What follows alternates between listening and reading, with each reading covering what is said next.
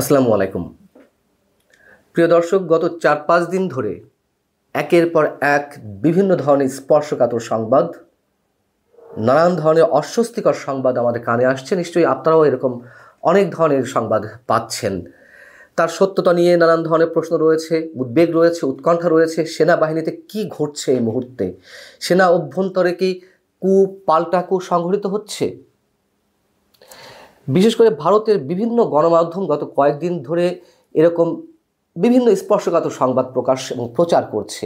গত কয়েক ঘন্টা আগে ভারতের অন্যতম প্রভাবশালী গণমাধ্যম India today, Times of India খুবই স্পর্শকাতর একটি সংবাদ দিয়েছে। এরকম সংবাদ আরও আগে থেকেই পাওয়া যাচ্ছে। আমরা জানি না এর সত্যতা কতখানি।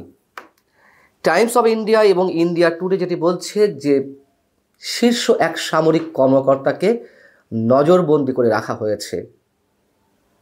আবার অন্য অন্য মাধ্যম থেকে আমরা যে খবর পাচ্ছি যে তাকে আটক করা হয়েছে, অ্যারেস্ট করা হয়েছে। ভারতের মোটামুটি যেই ট্র্যাডিশনাল মিডিয়া তারা যেটি বলছে যে জেনারেল ওয়াকারুজ্জামানকে সরিয়ে দিতে কুয়ের একটি পরিকল্পনা করা হচ্ছিল ওই শীর্ষ কর্মকর্তার মাধ্যমে, এবং তিনি পাকিস্তানের অনুসারী।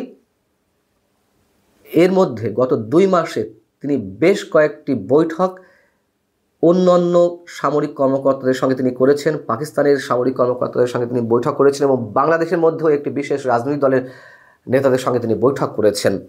যখন এই খবরটি প্রকাশ হয়ে যায়, ফাঁস হয়ে যায়, সেনাপ্রধানের কানে বিশ্বস্ত সূত্রের মাধ্যমে এই সংবাদটি পৌঁছায়, তখন নাকি তাকে নজরবন্দি করা হয়েছে। আমি সঙ্গত কারণেই তার নামটি প্রকাশ করতে চাচ্ছি না। আপনারা ইচ্ছা করলে টাইমস অফ ইন্ডিয়া বা ইন্ডিয়া টুডে এ ধরনের সংবাদ মাধ্যমে ঢুকে আপনারা দেখতে পারেন। এবং এই সংবাদ মাধ্যমগুলোতে গত 25 ফেব্রুয়ারি পিলখানার ট্র্যাজেডির দিনে সেনাপ্রধান যে বক্তব্যগুলো দিয়েছিলেন সেটারও কিছুটা উদ্ধৃত এখানে করা হয়েছে।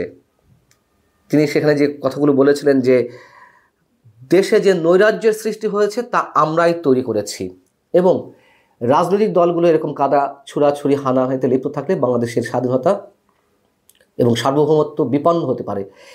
তার ওই বক্তব্যকে সরকারের একটি অংশ নিঃসন্দেহে অনেক গুরুত্বের সঙ্গে নিয়েছে এবং তাকে শত্রুপক্ষ মনে করছে।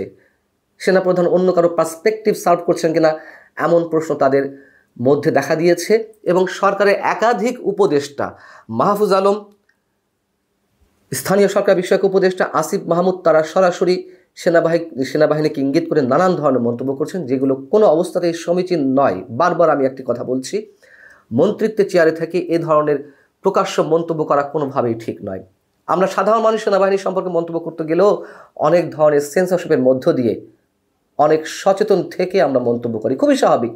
সেনাবাহিনী একটি সুশৃঙ্খল বাহিনী, তাদের সম্বন্ধে আমরা জানাতন খবর, জানাতন কথা যেখানে সেখানে বলবো, এটা তো কোনোভাবেই সমর্থনযোগ্য নয়। এবং সেনাপ্রধান যখন গত কয়েকদিন আগে 3 দিনের সফরে সেন্ট্রাল আফ্রিকান রিপাবলিকে 3 দিনের সফরে গেলেন, ভারতের বিভিন্ন নন ট্র্যাডিশনাল মিডিয়া, বিভিন্ন ইউটিউব চ্যানেলে নানান ধরনের খবর বেরোচ্ছিল। তার সংবাদগুলো উত্তেজনাকর। যেমন কোনো সংবাদে বলা হচ্ছিল যে সেনাপ্রধান যখন দেশে ফিরবেন 3 দিনের সফর শেষে তাকে শাহজালাল আন্তর্জাতিক বিমানবন্দর থেকে আটক করা হবে, কিন্তু আটক করা হয়নি, আমরা সে ধরনের কিছু দেখিনি। তিনি নাকি গ্রেপ্তার এড়াতে বা তাকে আটক করা হতে পারে এই ধরনের সংবাদ তিনি পাওয়াতে তিনি তেজগাঁও বিমানবন্দরে নেমেছেন। এ ধরনের কোনো খবরের সত্যতা আমরা পাইনি, যেটি বাস্তবতা। জেনারেল ওয়াকারুজ্জামানের জীবন ঝুঁকির মধ্যে, এটুকু অন্তত আমি মনে করি।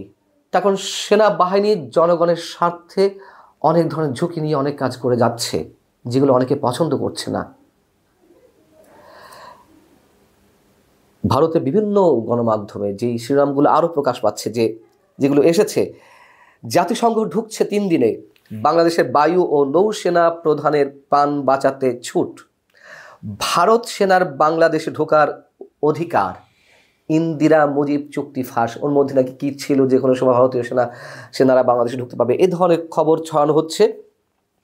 বলা হচ্ছে বাংলাদেশি লেফটেন্যান্ট জেনারেলের সঙ্গে ওই শীর্ষ কর্মকর্তা যাকে নজরদারি করা হয়েছে বলে দাবি করেছে ভারতের ইন্ডিয়া টুডে এবং টাইমস অফ ইন্ডিয়া, সেই সেনা কর্মকর্তা নাকি আইএসআইয়ের সঙ্গে গোপন আঁতাত করেছে। সেনাপ্রধান নিঃশব্দে গভীর রাতে বাংলাদেশে অভ্যুত্থান ঘটালেন। অভ্যুত্থান কোথায় ঘটিয়েছেন? সেনাবাহিনী কি ক্ষমতা নিয়েছে? 72 ঘন্টা আগেই ফাঁস কত তারিখ জাতিসংঘ ঢুকে সেনাপ্রধানকে হত্যা করবে। এই যে খবরগুলো প্রকাশ পাচ্ছে, এগুলো ভারতের দিক থেকে হয়তো ঠিক আছে, তাদের স্বার্থের জায়গা থেকে এই ধরনের খবরের অনেক কিছু গুজব আকারে ছড়াচ্ছে।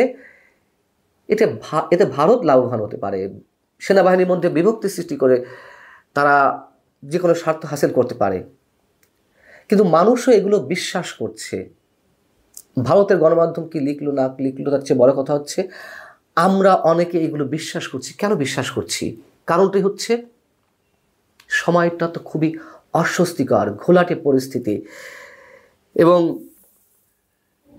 এই খবরগুলোর অধিকাংশ যে গুজব, এটি আমি নিজে মনে করি। আবার সব কিছু যে উড়িয়ে দেওয়ার মতন তা নিশ্চয়ই নয়। বাংলাদেশে মৌলবাদের আস্ফালন আমি শুরু থেকেই, গত 5 আগস্ট রাজনৈতিক পট পরিবর্তনের পর থেকে, আপনারা আমার যে ভিডিও কন্টেন্টগুলো যারা দেখেন, নিয়মিত দেখেন, তাদের নিশ্চয়ই খেয়াল করার কথা। আমি 2024-এর 20 বা 22 আগস্ট থেকে স্পষ্ট করে বলছি, বাংলাদেশে যে মৌলবাদের আস্ফালন, জঙ্গিবাদী একটি শক্তির মাথাচাড়া দিয়ে ওঠার সম্ভাবনা তা দিনে দিনে প্রকট হচ্ছে এবং তা স্পষ্টত আমরা দেখতে পাচ্ছি।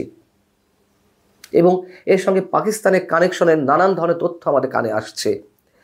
সেই জায়গা থেকে নিশ্চয়ই সেনাপ্রধান জেনারেল ওয়াকারুজ্জামান এবং সেনাবাহিনীর অনেক কিছু করার রয়েছে।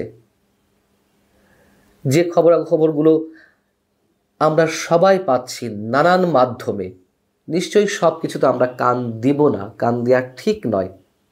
কিন্তু যখন দেখি দায়িত্বশীলদের মুখ থেকেই খোদ সেনাবাহিনীকে নিয়ে বিরূপ মন্তব্য করা, তাদেরকে সন্দেহের চোখে দেখে, তাহলে বুঝতে হবে ডাল মে কুছ কালা है। কাদের স্বার্থে আঘাত পড়ছে, কারা সেনাবাহিনীর যে তৎপরতা সেগুলো মানতে পারছে না। অনেকের মনে অনেক ধরনের প্রশ্ন থাকতে পারে, গত 6-7 মাসে কেন সেনাবাহিনী নৈরাজ্য ঠেকাতে তারা তাদের ভূমিকাটি সফলভাবে পালন করতে পারেনি। উঠতে পারে, অস্বাভাবিক কিছু নয়, কিন্তু আমি আগেও বলেছি এর মধ্যে আরও অনেক বিষয় রয়েছে। এবং আমাদের প্রধান উপদেষ্টা আন্তর্জাতিক বিভিন্ন গণমাধ্যমে দেশের আইন শৃঙ্খলা পরিস্থিতি সহ সার্বিক বিষয় যে ভাঙা কল রেকর্ড, কি একটা কথা আছে না, যে গান বাজিয়েই চলেছেন, এককভাবে আগের সরকারের উপরে সব ধরনের দোষ চাপিয়ে দেওয়ার একটা চেষ্টা, নিজে পরিত্রাণের এক ধরনের উপায় বের করার চেষ্টা, এগুলো মানুষের কাছে গ্রহণযোগ্য হচ্ছে না। বিশেষ করে এই বাংলাদেশকে নিয়ে পাকিস্তান সহ আন্তর্জাতিক বিভিন্ন স্বার্থান্বেষী গোষ্ঠী, এর মধ্যে যুক্তরাষ্ট্রও থাকতে পারে, যুক্তরাষ্ট্রের যারা ডিপ স্টেট নিয়ে খেলা করে, তাদের একটি ভয়ঙ্কর খেলা রয়েছে, একথা নিঃসন্দেহে বলতে পারি।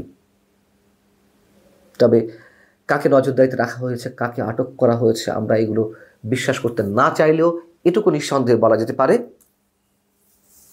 অনেক কিছুই ঘটছে অনেক ক্ষেত্রে। আল্লাহ হাফিজ, ভালো থাকুন সবাই।